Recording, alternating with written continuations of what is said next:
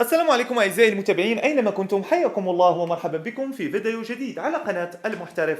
معكم اليوم بموضوع من أجل حماية أنفسكم من المخاطر التي قد تهددكم. هو جهاز دفاع عن النفس بسيط كما تشاهدون أمامكم في الصورة، ولكن مفعوله قوي جدا. لماذا قوي؟ لأن هذا الجهاز أعزائي المتابعين يقوم بإصدار قوة كهربائية مقدارها 400 ألف فولت. 400 ألف فولت، ليس 220 320 فولت، 1000 فولت، لا 400 ألف فولت. وتابعوا معي، هذا شكل 400 ألف فولت. 400 ألف فولت قادرة على أن تجعل الشخص الذي يهدد سلامتكم أن يصاب بغيبوبة أو يخاف، مجرد أن يشاهد التيار الكهربائي يخشى على نفسه منه كما تشاهدون. أعزائي، قوة هذا الجهاز لا تكمن هنا فقط، فعندما نضع قطعة حديدية، وأتمنى أن يظهر هذا الشيء بشكل جيد أمام الكاميرا، فعندما نضع قطعة حديدية ستنتقل الكهرباء الموجود هنا سينتقل مباشرة إلى القطعة الحديدية.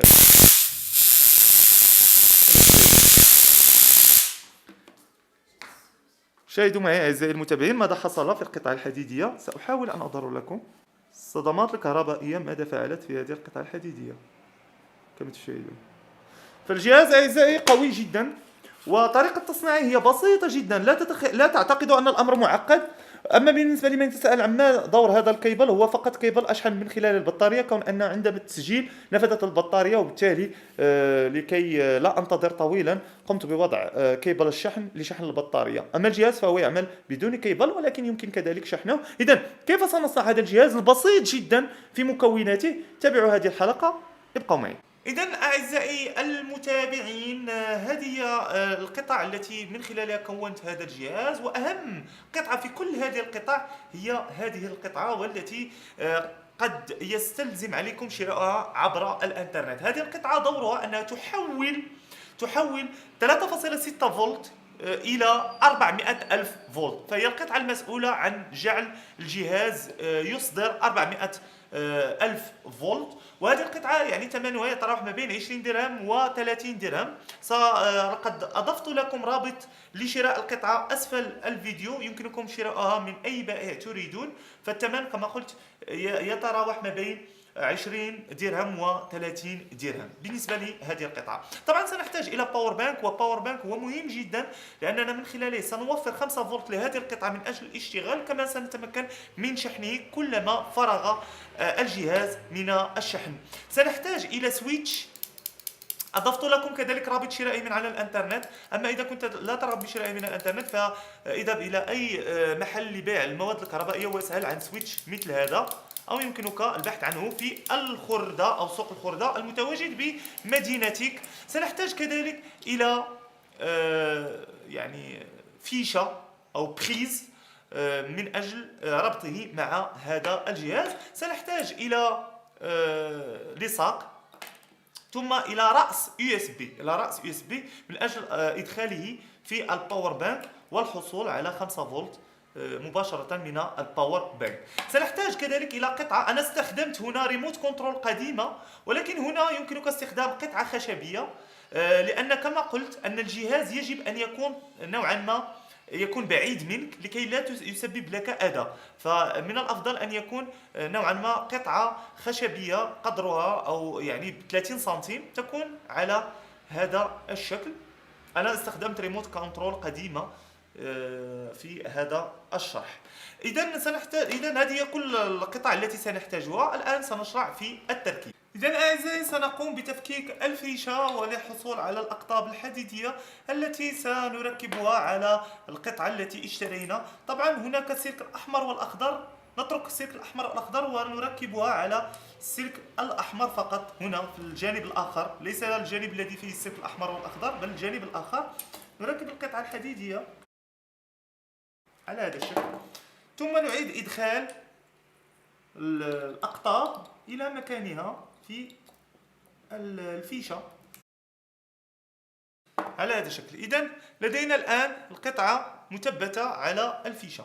نأخذ الآن القطعة الخشبية، أو أنا أخذ هنا أو كمثال عندي ريموت كنترول، سأقوم بتثبيت القطعة على رأس الريموت كنترول على هذا الشكل، ثم أثبت كذلك القطعة الأخرى على الريموت كنترول على هذا الشكل. جميل.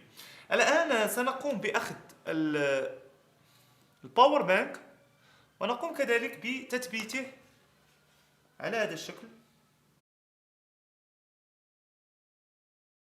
الآن سنأخذ قطعة اليو اس بي وسنقوم بإلصاق الجانب الأسود من القطعة في الخيط الأخضر باللون الأخضر أو السلك الأخضر على هذا الشكل. جميل. ثم نعزلها بواسطة شريط لاصق. جميل. الآن سيبقى السلك الأحمر الموجود في القطعة مع السلك الأحمر اليو اس بي. سنقوم باستخدام هذه القطعة سويتشة ونربط كلا الطرفين مع السويتشة. سنربط السلك الأحمر مع الطرف أو مع الطرف الأول، ونقوم كذلك باستخدام شريط لاصق من أجل العزل، ثم نربط القطعة الثانية من اليو اس بي في الجانب الثاني من القطعة. أصبحت القطعة جاهزة من أجل التركيب. إذا سنركب اليو اس بي على الجهاز. جميل. على هذا الشكل. ثم نركب القطعة هنا أو قطعة السويتشة على هذا الشكل.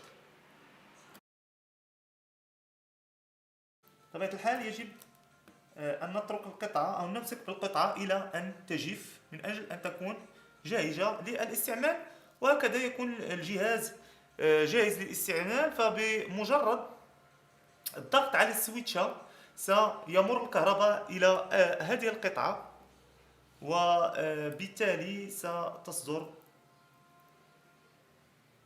ستصدر كهرباء، وبهذا يكون الجهاز جاهز للاستعمال. إذا أتمنى مسبقا أن تكون حلقة اليوم قد كانت مفيدة بالنسبة إليكم، وأضرب لكم موعد إن شاء الله في حلقة أخرى بإذن الله. لذلك حين لا تنسوا الاشتراك بقناة المحترف على اليوتيوب، أزيد من 1,200,000 مشترك. يمكنكم دائما كذلك الالتحاق بمدونتي الرسمية www.tshiprofession.com أو كذلك على صفحتي الرسمية. إلى حلقة غد بإذن الله. دمتم في أمان الله. إلى اللقاء.